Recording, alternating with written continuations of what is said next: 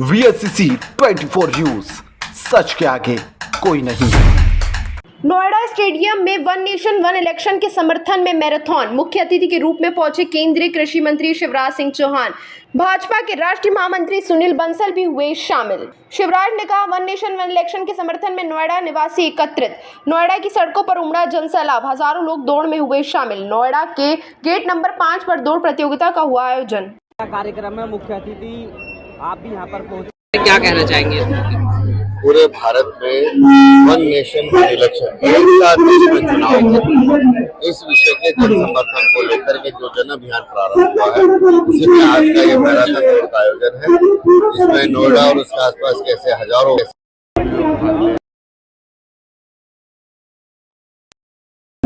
तो देश में विकास बहुत तेजी से होगा, हमारा खर्चा भी कम होगा, लोगों को काम करने के लिए समय मिलेगा।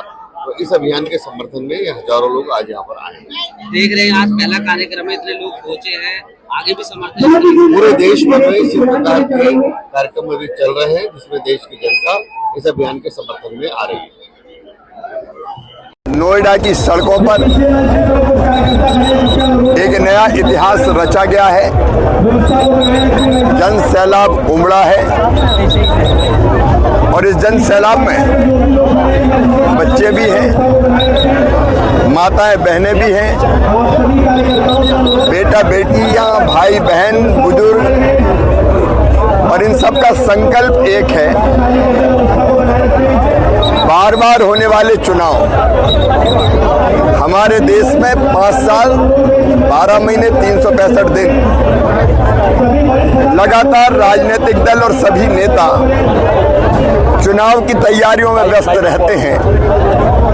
ये लगातार होने वाले चुनाव विकसित भारत के निर्माण में, देश की प्रगति और विकास में आज सबसे बड़ी बाधा बन गए हैं। चुनाव होते हैं तो चुनाव पर पैसा खर्च होता है, सरकार का भी होता है, राजनीतिक दल उम्मीदवार अलग खर्च करते हैं। चुनाव होते हैं तो आचार संहिता लगती है, विकास के सारे काम ठप हो जाते हैं। चुनाव होते हैं तो प्रधानमंत्री जी हो, केंद्रीय मंत्री हो, बाकी राजनीतिक दलों के नेता, सांसद, विधायक हो, सब चुनाव वाले राज्य में चले जाते हैं।